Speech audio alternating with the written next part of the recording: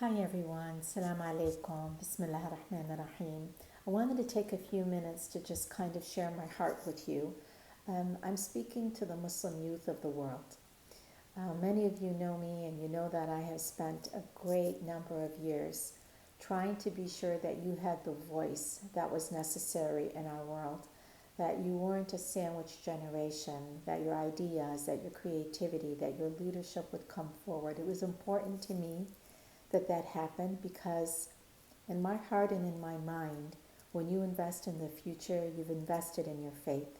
So any amount of time that I have spent, whether it's been on a retreat or whether it's lectures or at conferences or traveling to meet many of you wherever you may be in the world, much of that is really because I believe in you. So today, I thought it's time to have a heart to heart. So here in the United States, as well as around the world, but here in the United States specifically, many of the states, including Michigan, Detroit, Michigan, just this morning, our governor announced that there will be a stay-in-place policy. So, when we are young, and I was once young, we tend to think oftentimes that we are invincible. I want to share a few thoughts with you, and you feel free to share this video if you wish with other people.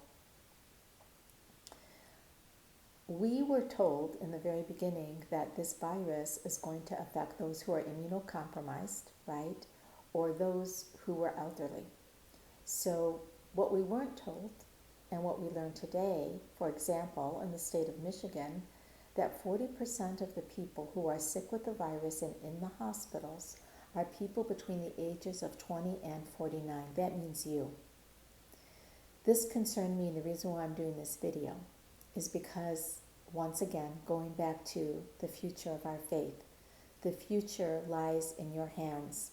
And this is the moment where you need to be the most proactive person you can to protect the lives of your family members and your own life.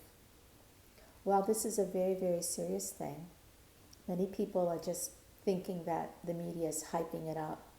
This is a pandemic. What makes this so serious is the speed in which a person can get it. And so if we're following the Center for Disease Control or the World Health Organization, there is no surprise to you that what makes this a pandemic is the speed with which people can get it. Having said that, you are not immune. I wish that you were, but you are not immune to this. We need you to practice what the Quran has taught us. Quran has taught us he or she who saves a life is the equivalent of saving all of humanity. And he or she who takes a life is the equivalent of taking all of humanity. We will be asked about how we behaved. We are very, very fortunate that our faith has taught us many of the principles needed to stay safe. We do wudu, so we are constantly washing our hands. We are constantly washing our personal parts of our body after we've gone to the bathroom. This is really important so that we don't spread any microorganisms onto our hands. We pray with our frontal lobe down on the ground, which means that we are using our higher intelligence. Our emotional intelligence is what we are using when we put our head on the ground to be able to think. We need to think with this, not with the lower stem of our brain, which is really about fight and flight and fear.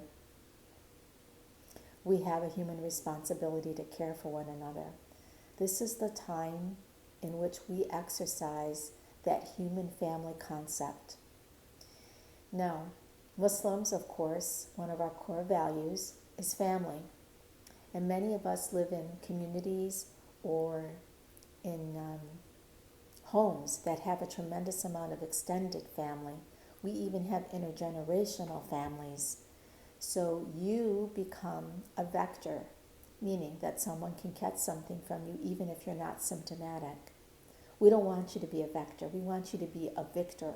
We want you to be able to be a person who is responsible in helping and knowing that you are not a person who is spreading this virus. You are a person who is containing this virus. So I am appealing to all of you. I am a nurse. Watching the videos in Italy absolutely broke my heart. Watching people live in bubbles, watching people struggle for air as this virus attacks the lungs. This is something that is most difficult.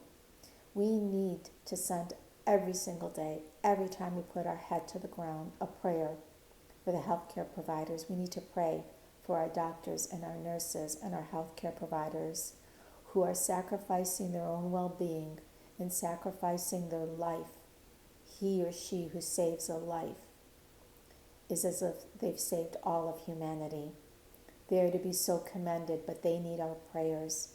We need to pray for the ill and those people who are suffering with this virus. And we need to pray for ourselves, that God give us the wisdom that we need to understand what is this going on here now. When we usually fight a war, we're fighting a face that we can see. But this is a microorganism and we cannot see it, yet it has wreaked havoc in the world and on all of our humanity. I want you to be responsible. I want you to be protective of your family and your loved ones. I want you to pray. And very much so, I want you to remain the future of our faith and of our humanity. May God bless you and protect you and your families. And again, let's remember that we are all in this together, and that we will, God willing, get through this together. And after it's over, what reflections will we have? How did we rise to the challenge of this virus? What did we do to support each other? How was it that we made sure that people who did not have food got what they needed? These are all the things that we'll need to remember. God bless you and protect you. Wassalam.